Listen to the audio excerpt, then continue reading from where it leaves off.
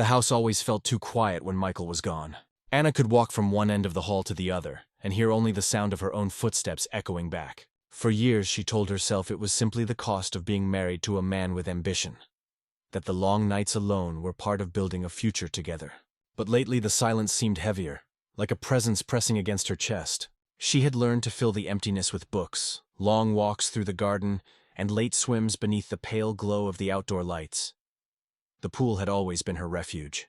In the water, her thoughts felt lighter, her body unburdened, her spirit free from the loneliness of the house. That evening, when the sun had slipped low and the garden lamps flickered on, Anna slipped into the cool water. The surface shimmered, rippling around her as she drifted across it in steady strokes.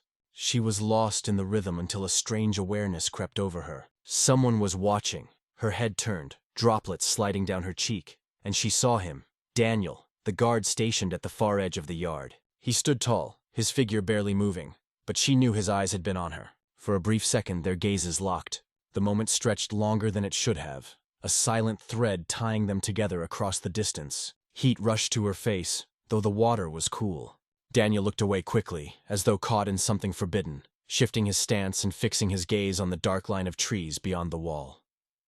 Anna floated there, her heart beating strangely fast. She told herself it was nothing, just a fleeting accident. Yet even as she swam another lap, she felt that flicker of being seen in a way she had not felt in so long. Michael never looked at her that way anymore.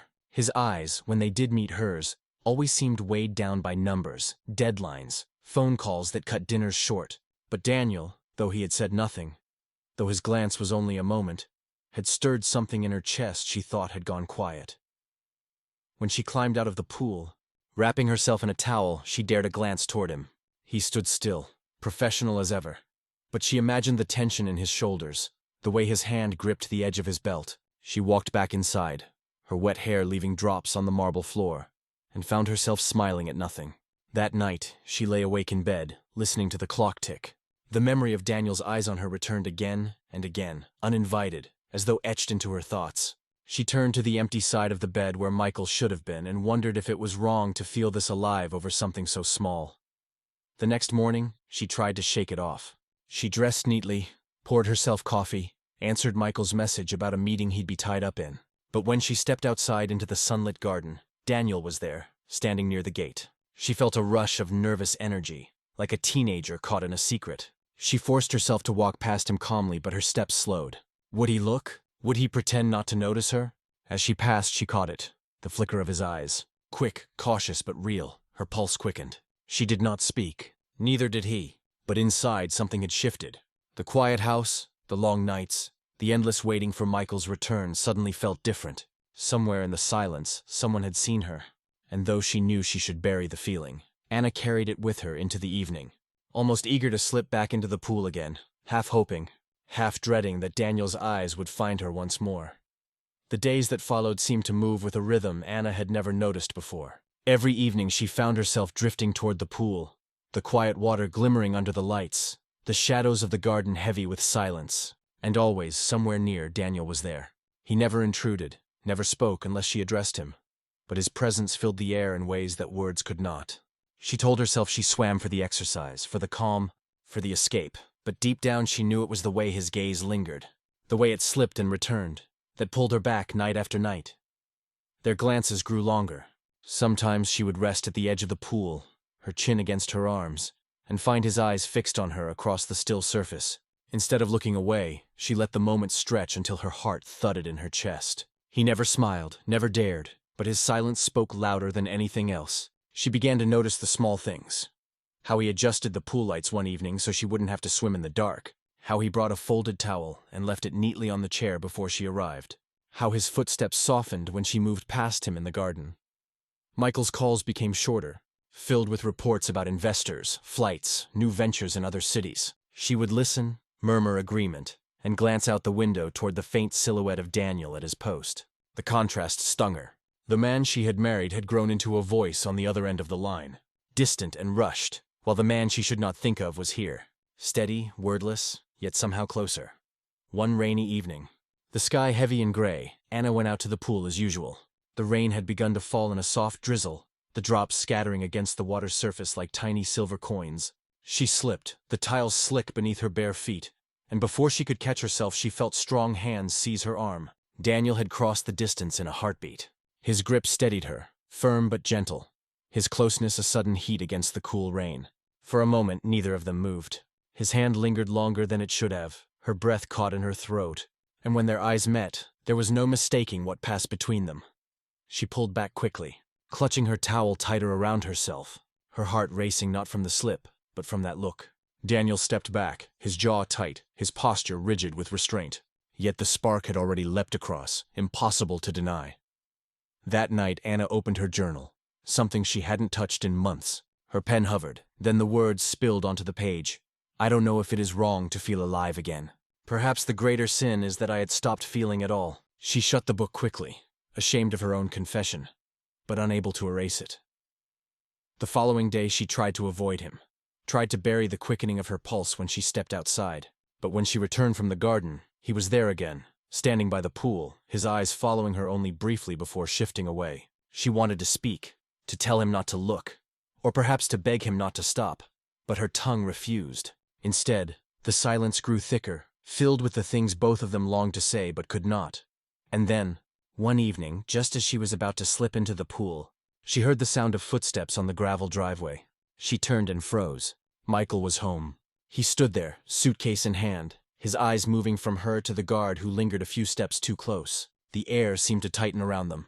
Michael's smile was faint but questioning, and Daniel stiffened, straightening into formality. Anna's heart pounded. The delicate secret she had not yet named was suddenly in danger of being exposed. Michael's sudden return unsettled everything. The house no longer felt like her sanctuary. It became a stage where every glance and gesture had to be carefully hidden. Michael lingered more than usual, his eyes studying her with a kind of suspicion she had not seen before.